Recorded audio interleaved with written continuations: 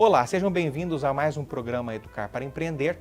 Este programa que é gravado aqui, nesta entidade centenária que é a Associação Comercial de São Paulo, que há 128 anos defende o empreendedorismo e a livre iniciativa. Também aqui funciona a Faculdade do Comércio de São Paulo, uma faculdade cujo foco é justamente essa, a qualificação do varejo e do empreendedorismo como um todo. Na FAC eu sou diretor e um dos fundadores. Nosso convidado de hoje é um ícone do varejo brasileiro, um ícone absoluto do nosso varejo brasileiro, que é o Michel Klein. Michel Klein é, na verdade, filho do fundador da Casas Bahia, que, na verdade, todos nós conhecemos, né? Na verdade, eu posso dizer que o varejo brasileiro ele se confunde com a história da Casas Bahia. E a Casas Bahia é um case de sucesso que, na verdade, é hoje observado e estudado pelas melhores escolas de negócios do mundo. Michel, quero te agradecer pela sua presença. Muito obrigado. Te dizer que é uma honra muito grande, não só para o meu programa, mas também para o canal Empreender do Grupo Bandeirantes, tê-lo aqui. E quero te agradecer pelo seu tempo, que eu sei que é uma agenda exígua. E iniciar aqui esse nosso bate-papo, que não é uma entrevista, Michel, é um bate-papo informal.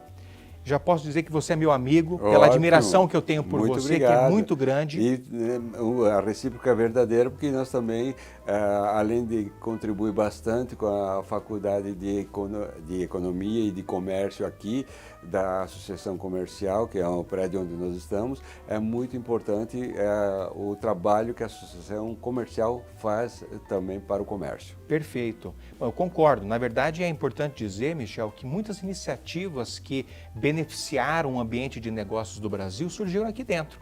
O microempreendedor individual, o cadastro positivo, o Simples Nacional, né?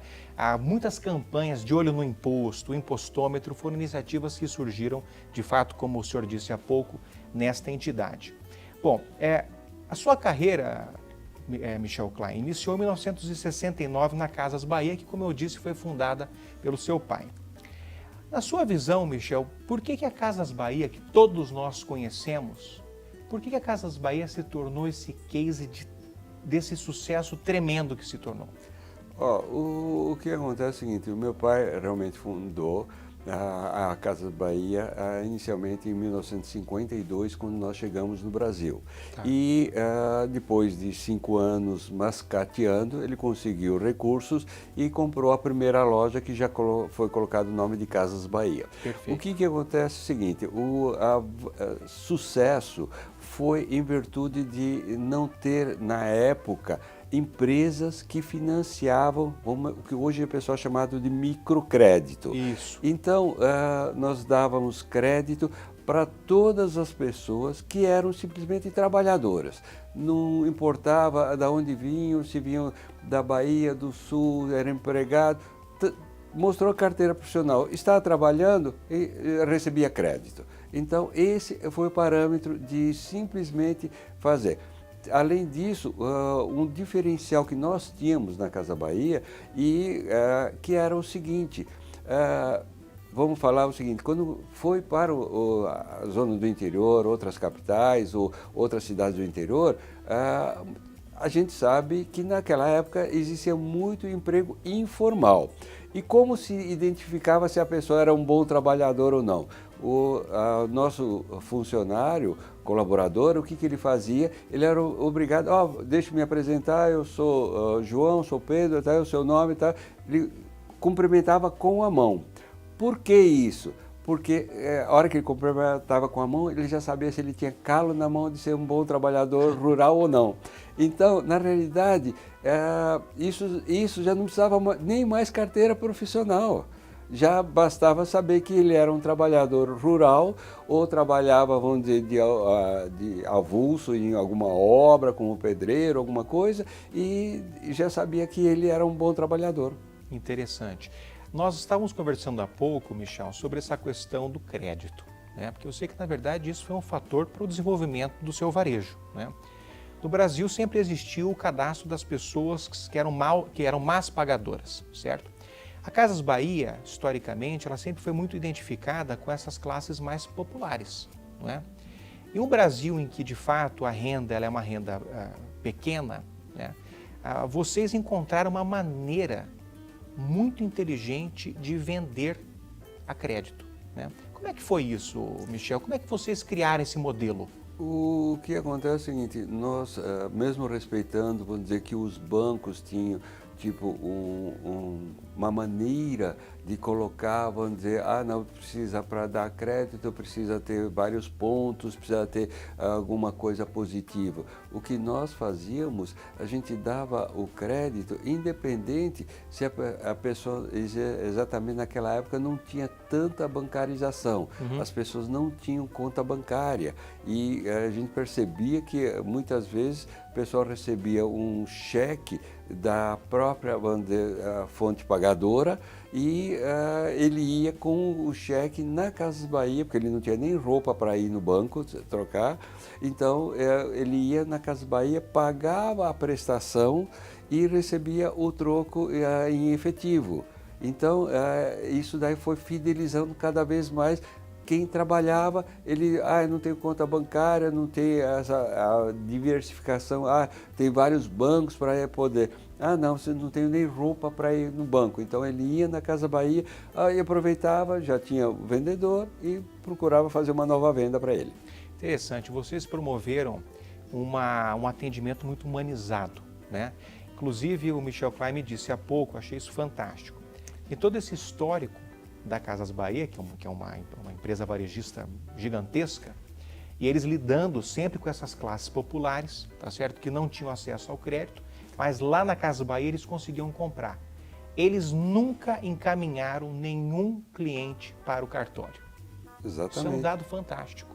Você pode falar um pouquinho sobre isso, Michel? O que acontece é o seguinte, como vamos dizer, nós tínhamos uma associação comercial bastante competente e somente tinha um cadastro negativo, a pessoa deixava de pagar, a gente simplesmente encaminhava para o cadastro negativo da associação comercial, o Serasa, então a gente tinha, vamos dizer, como proteger que ele falou, se ele não está tendo crédito no banco e passou a não ter crédito na Casa Bahia, então nós simplesmente negativamos.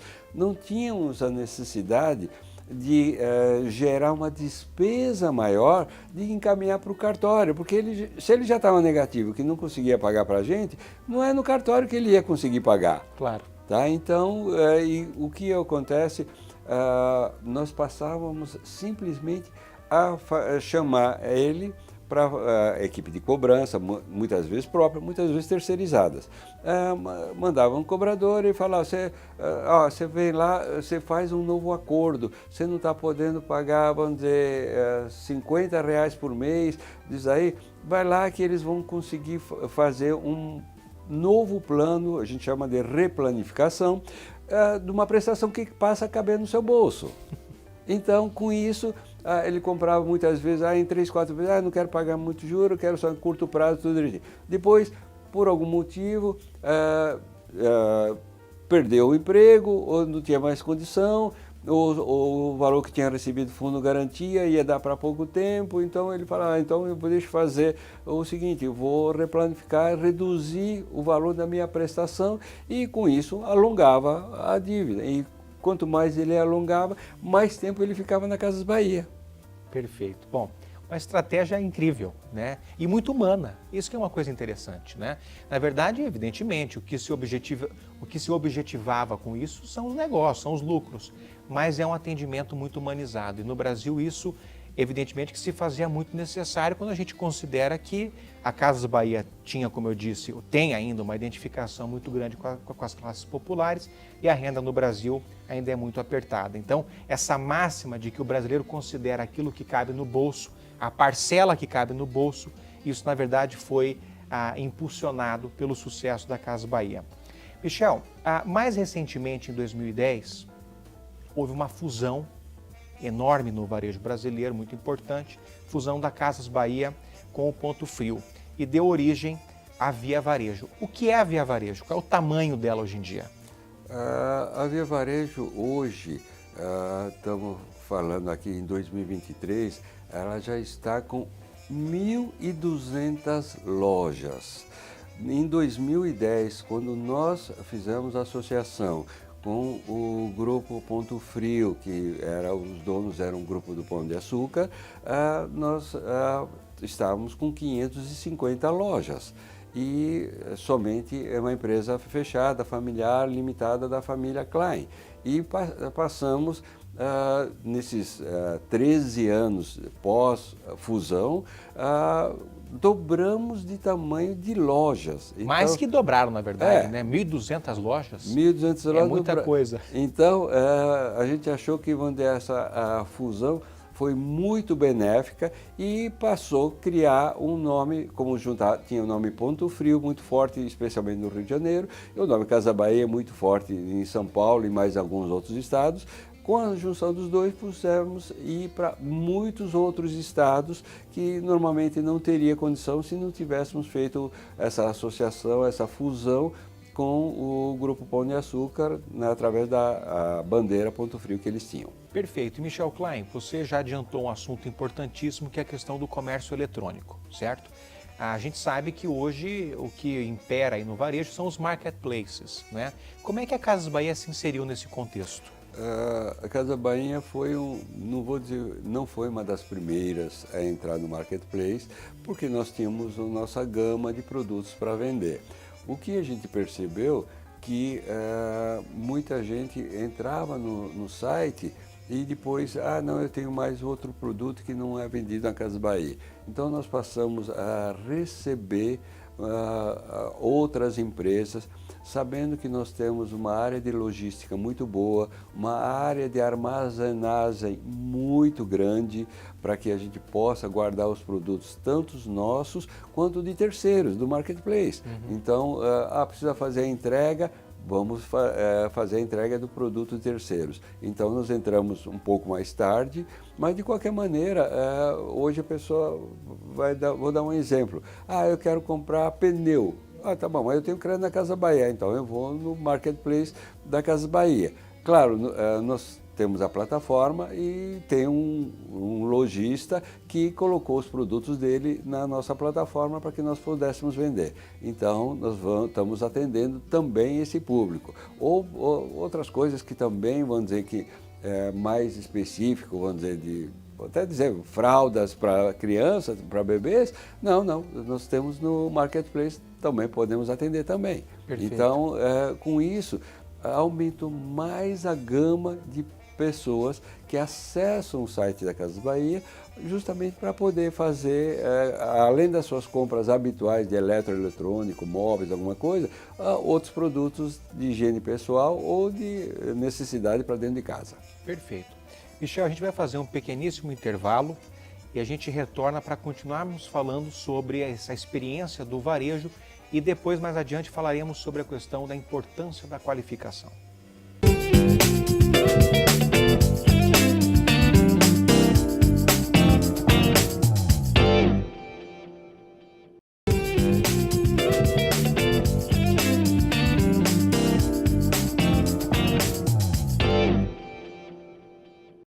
Olá, estamos de volta com o programa Educar para Empreender.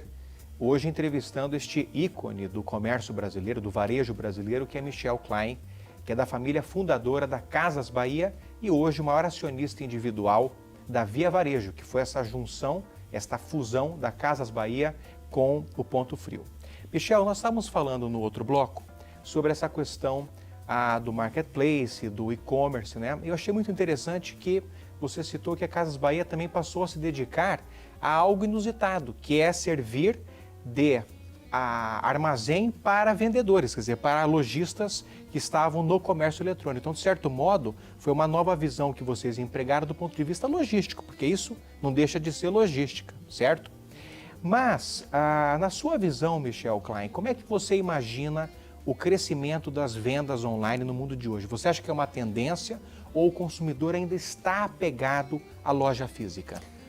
O que acontece, a gente percebe o seguinte, muitas vezes o consumidor um pouco mais de idade ou um consumidor que seja um inexperiente, alguma coisa numa compra, ele prefere ir primeiro até a loja, visitar lá, quero saber se a geladeira, cabe a Coca-Cola tamanho família, 2 litros, eu quero ver como que abre a porta, alguma coisa. Tatear, sentir. E muitas vezes esse mesmo consumidor, daí ele vai para casa, vê o filho que sabe mexer no computador, sabe acessar melhor a internet e faz de lá, já tem um modelo do produto que ele está procurando, que ele gostou e tem já um cartão de crédito e ele vai e acessa o site e na hora ele já faz até a busca, a comparação com outros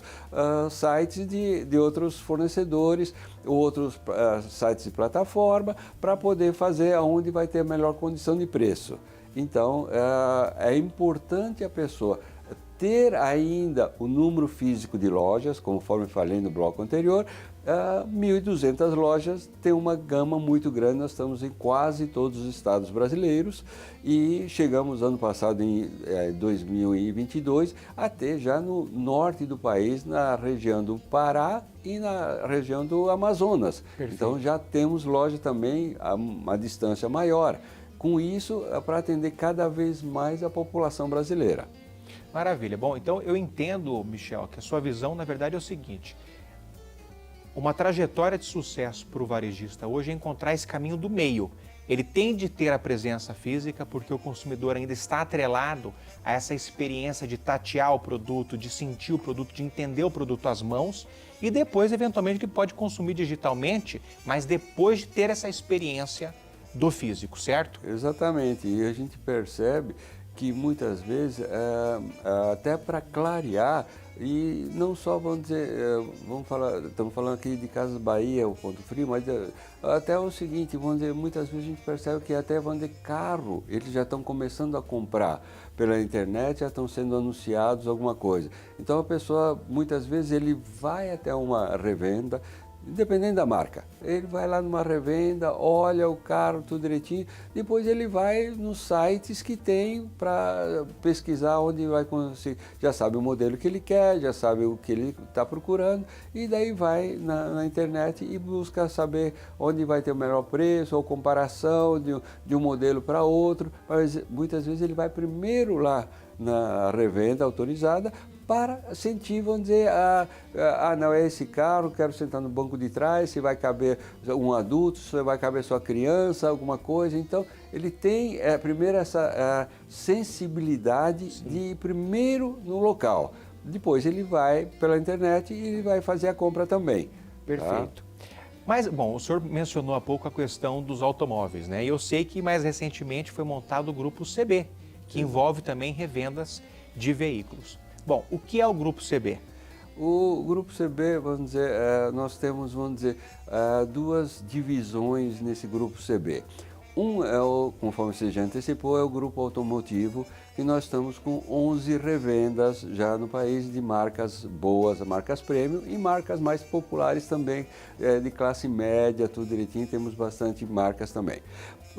E também o Grupo CB ficou também no setor imobiliário, com duas vertentes do setor imobiliário. Uma é manter os contratos de locação dos imóveis que pertencem à família para a própria Via Varejo, para Casas Bahia. As lojas são prédios próprios, geralmente? Algumas próprias, temos aproximadamente 300 imóveis próprios que são alugados por contratos de 20 anos. Tá? Então é de longo prazo, não é coisa nada imediatista.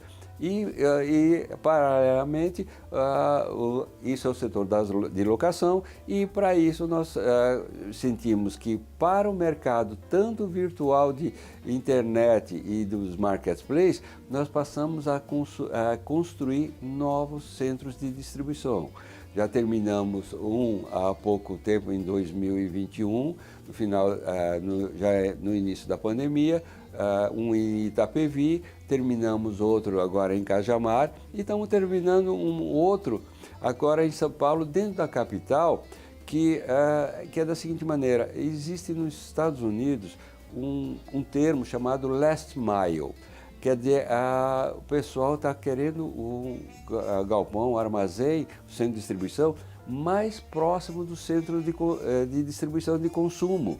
Então, já estamos procurando, já fizemos estamos terminando um novo agora, justamente para atender, vamos dizer, não só a Casas Bahia, pode ser Magazine Luiza, pode ser Mercado Livre, pode ser os chineses, a Shopper, pode ser, mercado é livre, não pode atender a todo mundo, para que a gente possa construir novos armazéns e atender a todo o mercado, até o pessoal de farmácia, o pessoal de frigorífico, de alimentação, fica generalizado. Então, perfeito, achamos que essas duas vertentes podem caminhar juntas. O setor de locação e construir novos armazéns, que vai gerar novas locações também.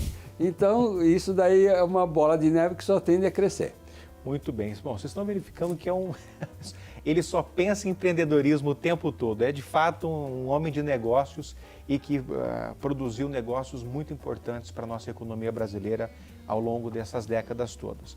Michel, o nosso programa dura apenas 25 minutos. Que pena, né? Porque o seu conhecimento, a sua sabedoria, a sua experiência de vida nos permitiria conversar aqui por horas, né?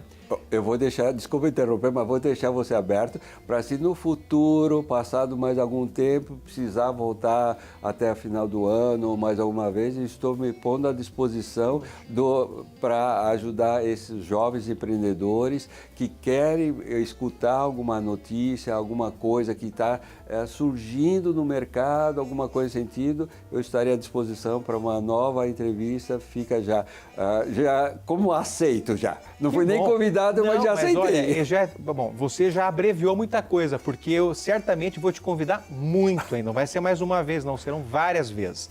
Mas eu gostaria, Michel, para a gente finalizar o nosso programa, como eu te disse, quem nos assiste são jovens empreendedores, né, que estão olhando para o seu testemunho de vida e isso está permitindo a eles que eles sonhem na vida. E sonhar é muito importante, mas é importante sonhar e realizar, né? E para realizar a gente precisa buscar os meios para isso. E a qualificação, o estudo é um meio muito importante, é uma ferramenta muito importante. Ao longo de todas essas décadas, Michel, certamente você lidou com muitos colaboradores, com muitas pessoas. Eu gostaria de saber duas coisas. Primeira delas, a importância do estudo, né? Como é que você destaca isso, a importância da qualificação? E dois, quais valores, né? Quais características você valoriza num bom profissional do mundo de hoje? O que acontece é o seguinte, o estudo é muito importante, é fundamental, saber que existe uma faculdade do comércio, especialmente aqui em São Paulo, que pudesse isso crescer para outros estados, crescer a nível Brasil. É muito importante essa qualificação das pessoas, que muitas pessoas, quando vão procurar um emprego, se perguntam, qual a sua formação, você tem alguma qualificação, até onde foi seu estudo, alguma coisa. Então, é muito importante até para a pessoa progredir na vida. Então, muitas vezes, nós, na Casas Bahia, nós sempre tivemos, vamos dizer, como se fosse uma escola na prática. Tá? Porque a pessoa vem, hoje meu primeiro emprego, não sei muito, só sei se sou bom de fala, sei bem conversar. Então nós temos que dar um primeiro treinamento, uma preparação. Se tivesse mais faculdades do comércio, não querendo arrumar concorrentes para vocês, mas de qualquer maneira, o senhor também como empreendedor pode empreender e fazer novas faculdades. Por que não? Eu acho que é importante preparar cada vez mais, porque é o seguinte, daí as pessoas simplesmente não ficam somente, não, eu sei vender, eu tenho uma boa conversa, eu sei analisar quanto custa esse produto, quanto vende, a qual é o preço, eu receber a tabela para mim praticar, do que simplesmente ele pode conseguir subir, saber começar como vendedor, virar um gerente, virar um gerente regional, virar um diretor e, quem sabe, depois, se ele quiser, ele abrir o próprio negócio também para ele. Ele ser empreendedor seguindo uma história com estudo. Claro. Então, muitas vezes, ele iniciando para trabalhar, a empresa sempre auxiliou numa ajuda de custo, para que ele pudesse participar de algum programa, vamos dizer, de faculdade, terminar os estudos que muitas vezes eles não têm terminado, né, o primeiro grau, o segundo grau, alguma coisa nesse sentido, ou um curso técnico. Eu acho que é muito importante ter para progredir na vida, para crescer. Emprego, ele pode achar simples, mas se ele tiver um estudo, ele pode subir e galgar posições maiores. Fazer carreira, evidentemente. Fazer uma carreira, mas para ele subir, não adianta ele saber bem vender se ele não tiver noção, de administração. Uma visão estratégica. Então ele precisa saber, falar, espera um pouco, eu preciso ser, se eu sou um líder, eu preciso ter um conhecimento técnico, conhecimento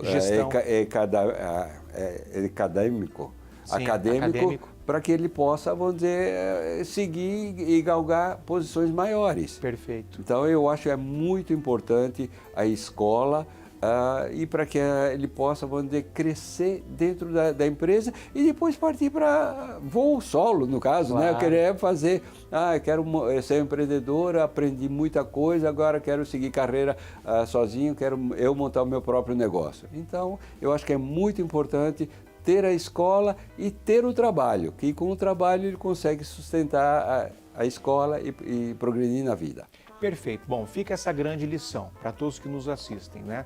Havia um momento em que a pessoa ela tinha um tino comercial, né? Tinha um bom papo, como disse o Michel Klein, sabia convencer, mas sem uma visão técnica, de repente, ela até podia crescer. Hoje, isso é impossível. A concorrência é tão grande, o mercado ele está com uma concorrência tão grande que só esse tino comercial ele não basta. É necessário se adquirir uma qualificação técnica, aprender sobre gestão comercial, gestão financeira, comércio exterior, logística, recursos humanos. Esses conteúdos todos são necessários para que a pessoa possa, como disse o nosso ícone do varejo brasileiro, Michel Klein, fazer carreira, se tornar um gestor, um supervisor, um diretor e, quiçá, um dia empreender como empreendeu a família Klein. É uma família das mais vitoriosas da história empresarial brasileira. Michel, muito obrigado pelo seu tempo. Muito obrigado, estou aqui. Parabéns aí pelo canal, pela divulgação e pode contar comigo. Já me pus à sua disposição. Que bom. Bom, eu vou usar essa disposição, hein? Muito obrigado e até o próximo programa Educar para Empreender.